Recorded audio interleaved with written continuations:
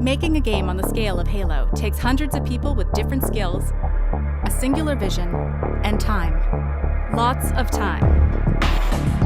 But before a game reaches store shelves, the team must create thousands of assets that are tracked in 2-week deadlines we call sprints. 343 Industries invites you to join us on our journey, creating Halo 5 Guardians from the ground up, one painting, sound, and line of code at a time. This is the sprint.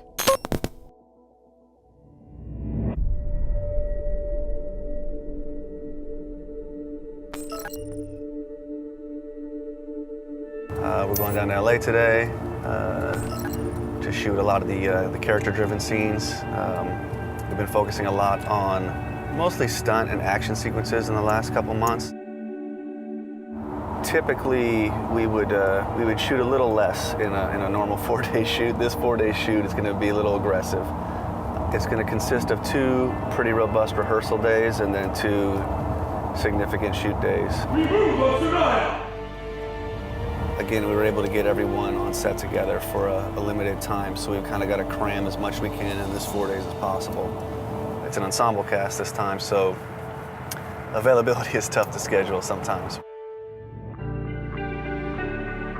We're shooting our opening sequence in the Pelican Deployment Bay area where we meet our team, Osiris team, for the first time. Locke, Tanaka, Vale, and Buck. We'll shoot the briefing room scenes, which are on the Infinity. Again, that's just a different challenge than Halo 4 altogether, because the majority of those sequences are really about Chief and Cortana.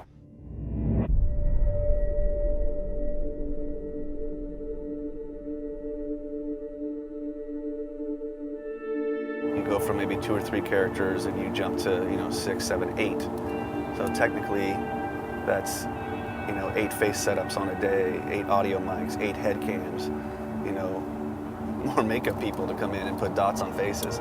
And then when you put all those actors on set together, the sort of chaos factor kind of goes exponential.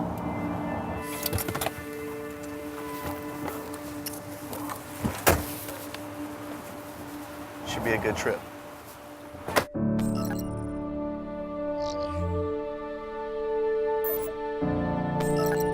There's obviously an intro cinematic that would leads into every mission, has one of them. For E3, we've actually cut things in from cinematics throughout the games to sort of build that story and build the mythos of what the mission is, who the key players are. But yeah, we definitely had to edit out things so we didn't give away too much.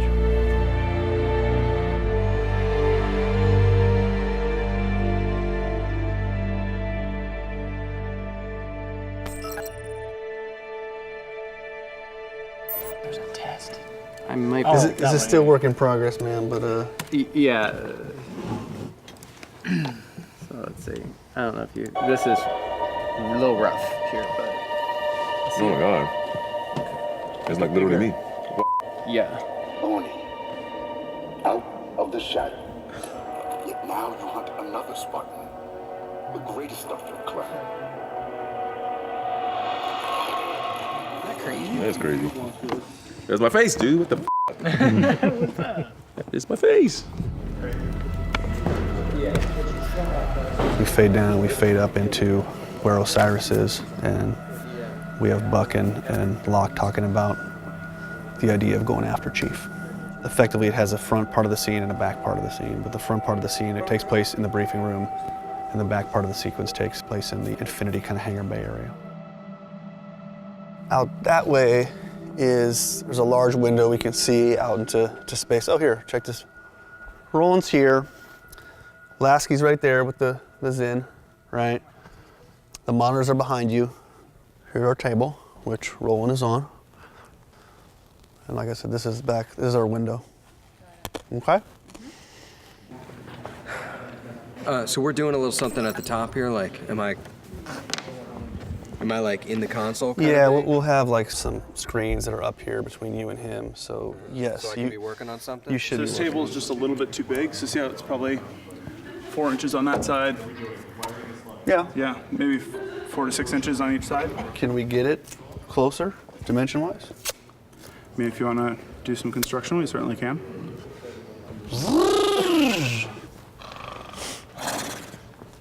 Ready? And action.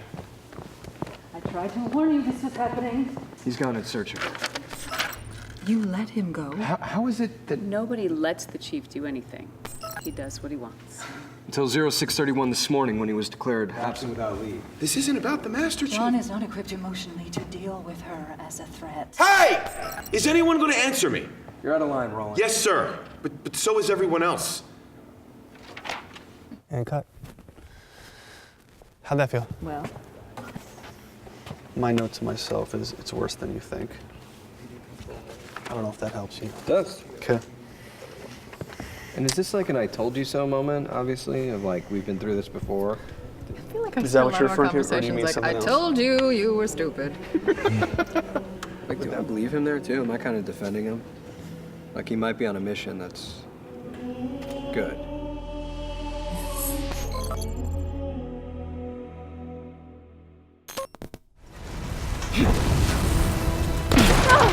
Up! Move, Spartan!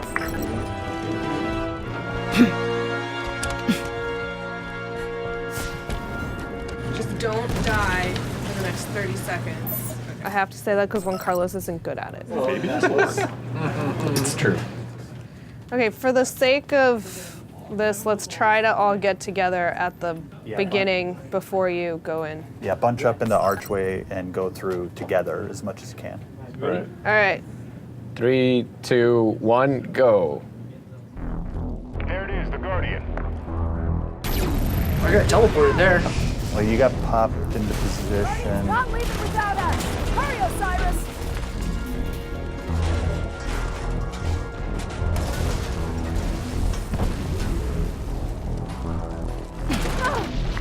I don't know, that didn't look too bad to me. Do you want to show me where that dodgy looking thing was you spotted? Yeah, so if you stay behind and get close to where the platform falls, but stay behind and you'll see the far end of the platform, you'll see geometrical lighting as it falls down. Haven't come this far to let the Guardian slip away now. Oh, I got trapped. Okay, on the right hand side. Yes. We'll bug it for Greg.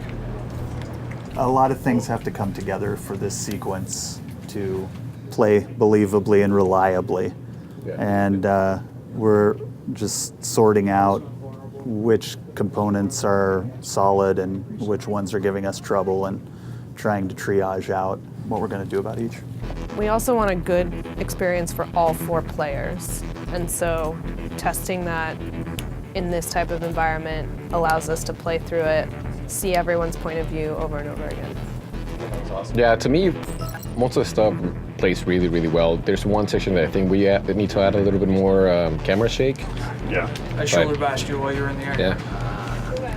The lighting is getting really good though. Whoa! There's performance things to keep in mind too.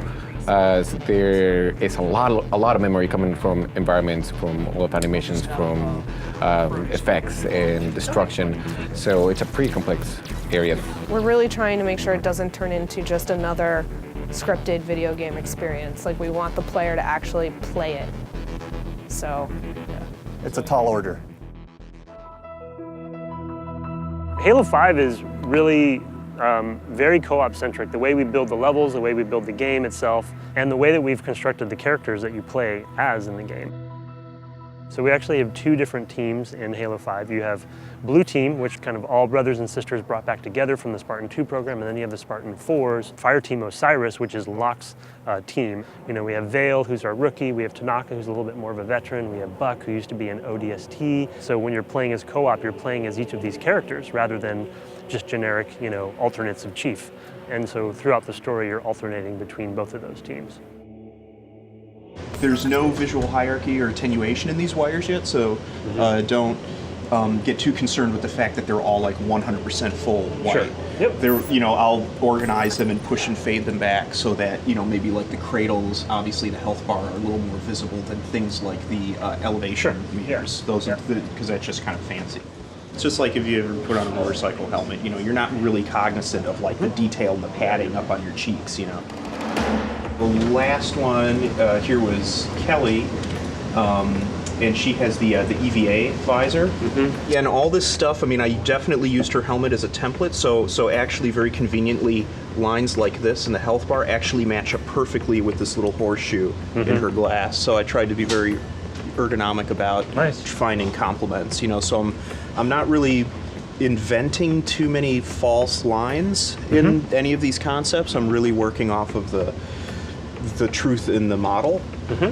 And that is all I have on Blue Team. I still need to do Fred. Yeah.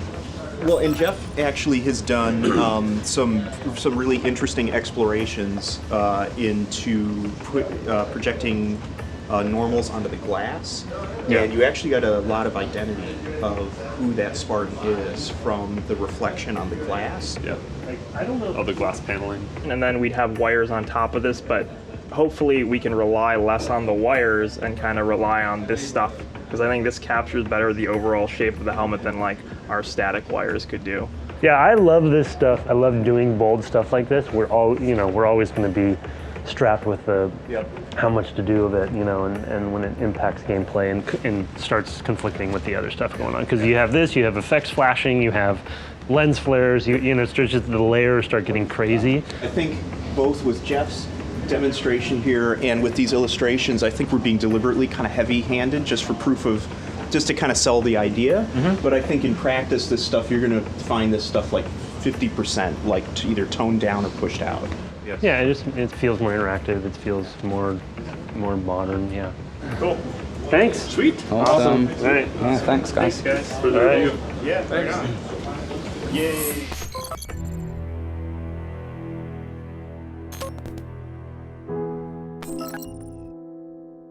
So the new dual camera setup that we have on Halo 5 lets us get a stereo view of all of Brian's markers so that we can see them with 3D coordinates. That's going to make everything a lot more accurate and give us an even better facial solve. What he said. Cool. Let's do it. Guys on standby? Oh yeah. Ready for trouble with our wooden assault rifles. This is the second part of 060, and it's basically Locke and Buck having a moment where Buck's really unsure and uncomfortable about the fact that they're going to go track Chief.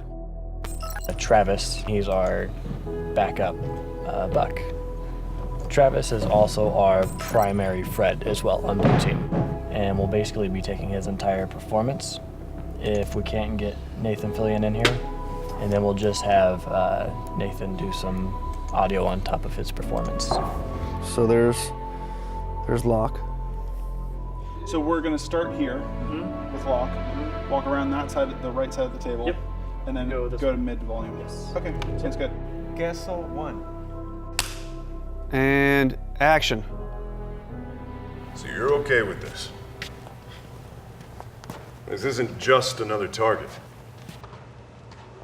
Every target is just another target, Buck. For you, maybe. Look. Every other Spartan, hell, every other soldier who knows we're after him, they're gonna hate us. You know that, right? You're not the only one here because of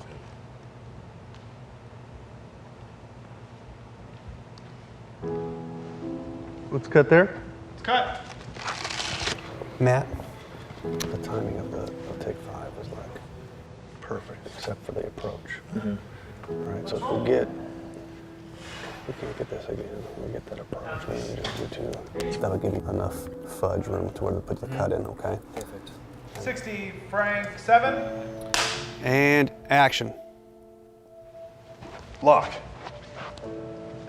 Every Spartan, hell, every other soldier that knows we're after him, they're gonna hate us. You know that, right? You're not the only one here because of him, Buck.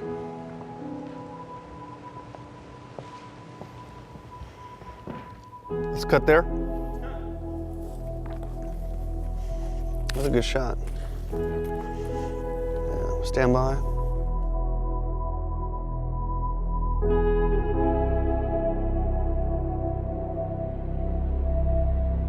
You're not the only one here because of him, Buck. Can I see 5 quick? You're not the only one here because of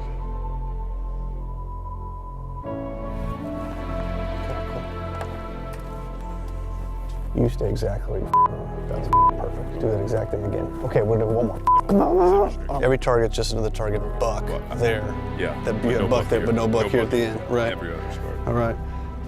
Set. And action. What do you think that's about?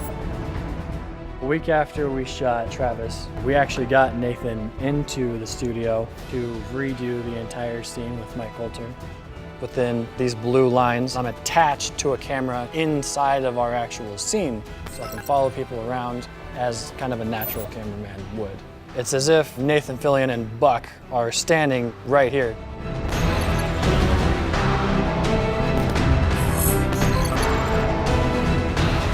$700 in 17 days. It's crazy. What? Oh. We have a lot of weapons, so we have a lot of different designs.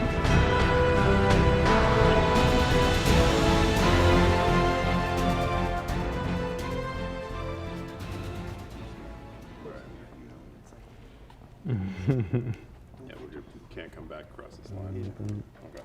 Okay.